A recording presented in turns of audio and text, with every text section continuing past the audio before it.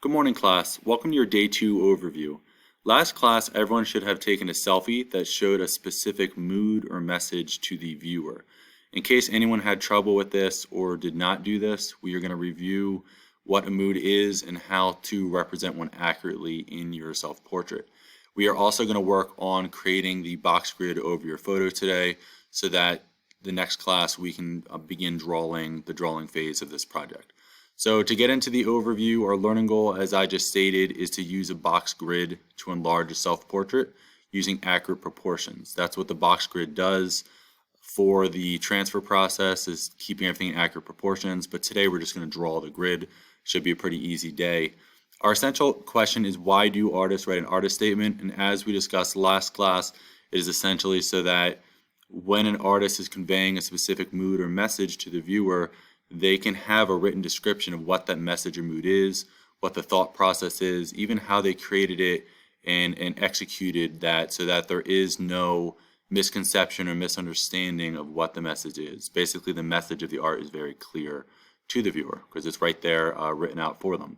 And then the vocabulary word is going to be mood.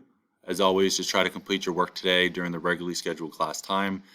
The task list specifically is, once you're done this video, please watch the mood PowerPoint video. That's going to go over your entrance ticket questions and answers, so please watch that. It's a short video. You won't be able to answer the questions without watching it, so please watch that.